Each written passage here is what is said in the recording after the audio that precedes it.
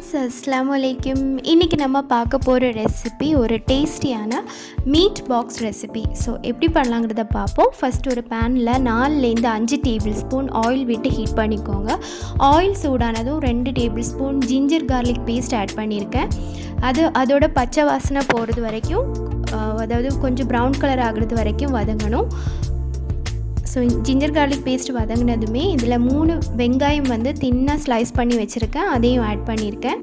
So இது கூட கொஞ்சம் உப்பு சேர்த்து அது வெங்காயம் வந்து கண்ணாடி மாதிரி ஆகிறது வரைக்கும் கொஞ்ச நேரம் சாட்டே பண்ணிக்கலாம். ஸோ வெங்காயம் வதங்கினதுக்கப்புறமா வந்து நான் இங்கே வந்து 1 கப் கேரட், கிரேட் பண்ண கேரட் ஆட் பண்ணியிருக்கேன். ஸோ இது ஆப்ஷனல் தான், ஆனால் இது வந்து கொஞ்சம் எக்ஸ்ட்ரா டேஸ்டியாக கொடுக்கும், ப்ளஸ் ஃபில்லிங் வந்து கொஞ்சம் ஜாஸ்தியாக இருக்கும். ஸோ கேரட் வதங்கினதுக்கப்புறமா மசாலா பவுடர்ஸ் எல்லாத்தையும் சேர்த்துக்கலாம். 1/4 டீஸ்பூன் மஞ்சள் தூள், 1 டீஸ்பூன் கரம் மசாலா தூள், 2 டீஸ்பூன் மிளகாத்தூள், 1 டீஸ்பூன் பெப்பர் பவுடர், இவ்வளவும் சேர்த்து நல்லா வதக்கணும். இனி வந்து குக் பண்ணி வச்சுருக்கிற பீஃப், 300 கிராம் பீஃப் நான் இங்கே கொஞ்சம் உப்பு, மஞ்சள் தூள், பெப்பர் பவுடர் போட்டு குக் பண்ணி வச்சுருக்கிறேன். ப்ரெஷர் குக் பண்ணி பிளெண்டரில் கொஞ்சம் ஒரு பல்ஸ் கொடுத்து மின்ஸ் பண்ணி வச்சுருக்கிறேன். ஸோ அதையும் இது கூட ஆட் பண்ணிவிட்டு, நமக்கு தேவைப்பட்டுச்சுன்னா காரம் போதாது அப்படின்னா கொஞ்சம் red chilli powder, salt add பண்ணிக்கோங்க. அதுக்கப்புறமா கடைசியாக கொஞ்சம் கொத்தமல்லி தழை வந்து சாப் பண்ணி வச்சுருக்கிறேன், அதையும் ஆட் பண்ணிவிட்டு நம்ம இதை வந்து மாற்றி வச்சிடலாம். ஸோ இனி நம்ம பேட்டர் ரெடி பண்ணுறதுக்காக ஒரு பவுலில் 1.5 கப் மைதா மாவு ஆட் பண்ணியிருக்கேன்.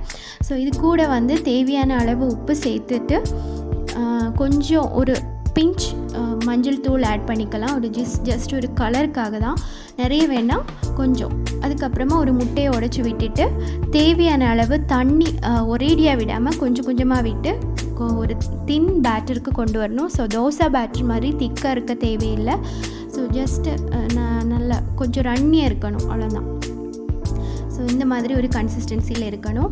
அப்புறமா ஒரு பேனை ஹீட் பண்ணிவிட்டு நம்ம அதுலேருந்து நம்ம ஒவ்வொரு ஸ்பூன் விட்டுட்டு தோசை மாதிரி பண்ணி ஒரு 2-3 எண்ணம் இதே மாதிரி பண்ணி எடுத்து வச்சிடலாம். ஸோ இதுக்குள்ளாடி தான் நம்ம வந்து ஃபில்லிங் வைக்க போகிறோம். ஸோ இது வந்து கிறிஸ்பி ஆகாமல் பார்த்துக்கோங்க. அண்ட் இது ஃப்ளிப் பண்ணவும் தேவையில்லை.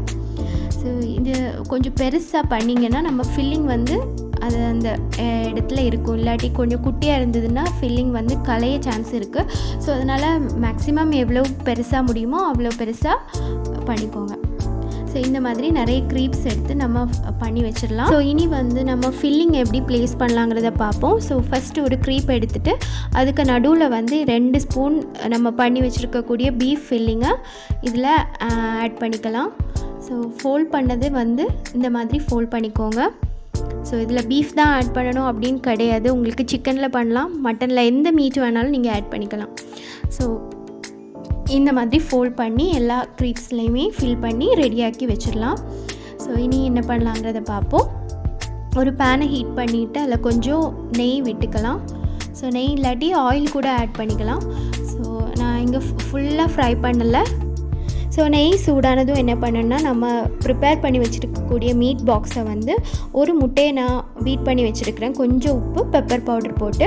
அப்போ எல்லா மீட் பாக்ஸையும் அதில் டிப் பண்ணிவிட்டு அந்த ஃப்ளாப் இருக்கக்கூடிய சைடு வந்து ஃபஸ்ட்டு ஃபேஸ் பண்ணி டவுன் ஃபேஸ் பண்ணி போடணும். ஸோ இன்னொரு சைடு வந்து ப்ரௌன் கலர் ஆனதும் அதை ஃப்ளிப் பண்ணிவிட்டு இன்னொரு பக்கம் குக் பண்ணி எடுத்துக்கலாம். ஸோ அவ்வளோதான், நம்ம மீட் பாக்ஸ் இங்கே ரெடி ஆகிடுச்சு. ஸோ சூடாக சாப்பிட ரொம்ப டேஸ்டியாக இருக்கும். கண்டிப்பாக ட்ரை பண்ணி பாருங்கள். என்னோடய வீடியோ பிடிச்சிருந்துன்னா லைக் பண்ணுங்கள், ஷேர் பண்ணுங்கள், அண்ட் ஃபீட்பேக்கை சொல்லுங்கள். மறக்காமல் சப்ஸ்கிரைப் பண்ணி